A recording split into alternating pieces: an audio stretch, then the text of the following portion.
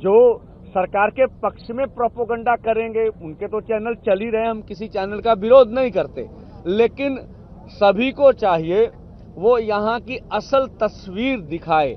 हम आज भी कह रहे हैं बैरिकेड तोड़ना, दिल्ली जाना अन्न का सवाल नहीं है।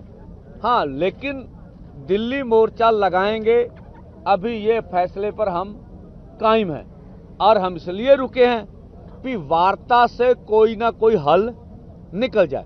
मांगे मनाना अन्न का सवाल तो बना सकते हैं, भाई हमारी मांग है, पिछले 75 सालों से किसी सरकार ने नहीं मानी है, उसको मान लीजिए।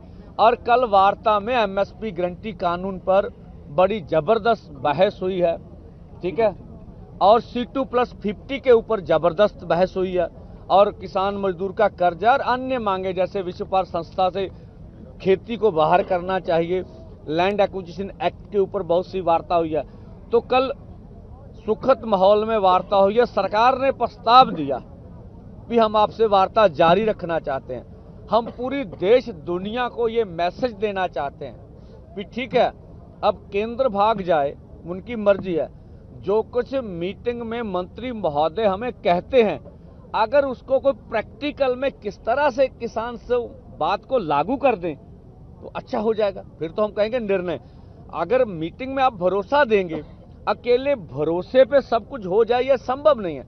उसको किस तरह से कानूनी जामा पहनाएं, किस तरह से हकीकत में किसान खेत मजदूर की मांग मान ली जाए, वो प्रक्रिया में है सारा कार्य। तो हम देश को बना भी, हम बात सीट से भागने वाले नहीं हैं। हमारा अंतिम निर्णय होगा कि हम आगे बढ़ेंगे जब हमारे पास और कोई चारा नहीं होगा, हमारी मजबूरी होगी कि भाई वार्ता भी देख ली, सरकार को समय भी दे दिया, सरकार से सुना, कहा सुनी भी हो गई, पर हुई नहीं। और दूसरा, जैसे आप कल थे, इस समय परसों जब हमने किसानों को जिस तरह से एक तरफा ड्रोनर ने बमबारी किया, हमने उसको रखा। देखिए कुछ छुटपुट इधर से भी हो सकता है, लेकिन हमारे सारे किसान लोग 2.5 घंटे तक, मुझे पता है भी कोई एक तरफ से बमबारी हुई है, तो हमें भड़काएं ना, हमें उस्काएं ना, इस तरह का कार्य मत करें। और हम पूरी देश दुनिया के जितने बुद्धिजीवी हैं, जितने हमारे सभी सहयोगी भाई हैं, उनका सहयोग मांग रहे हैं, और सहयोग बड़े पैमाने पर हमें मिल भी रहा है। और लोग बढ़ चढ़कर, आप देखेंगे ये मोर्चा रोज के रोज बढ़ता जा रहा। तो ये लाखों लोग, चाहे शंभू बॉर्डर हो, चाहे खनौरी बॉर्डर हो, वहां पर इकट्ठे, और अन्य बॉर्डरों पर भी आपको बताकर हम कहेंगे भी 3 धरने हरियाणा के अंदर शुरू हो चुके हैं और लगातार बढ़ रहे हैं, जिसकी खबर, क्योंकि इंटरनेट बंद है तो इसलिए खबर नहीं आती आपको, तो लग चुके। और गाजीपुर के किसान, और गाजीपुर में भी किसान दिल्ली की ओर बढ़ते हैं।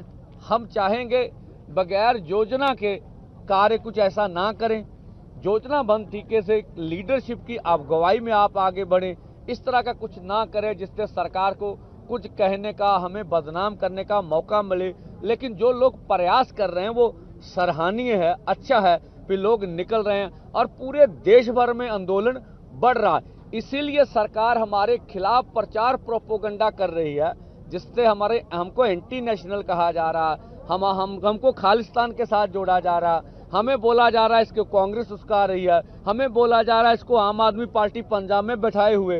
पहले निर्णय तो लीजिए कौन हमें क्या कर रहा है। आपके अलग अलग वर्षन, उनको लग रहा है पूरे देश का किसान मजदूर उठ खड़ा हो रहा है। अगर सारे देश के किसान उठ खड़े हुए तो मोदी जी को लगता है कि मांगे माननी पड़ेगी। तो हमने कहा, आज भी बोलते हैं, हमारे दोनों फोरमों की ओर से ये पक्की बात है कि हमारी स्टेज पर कोई भी पॉलिटिकल पार्लियामेंट इलेक्शन लड़ने वाली किसी पार्टी को बोलने नहीं देंगे। हम ना किसी का समर्थन करेंगे, ना कोई इस तरह की बात। हम किसान मजदूर की बात लगातार करते हैं और करते रहेंगे। अब डल्लेवाल जी आपको आगे की बात बताएंगे।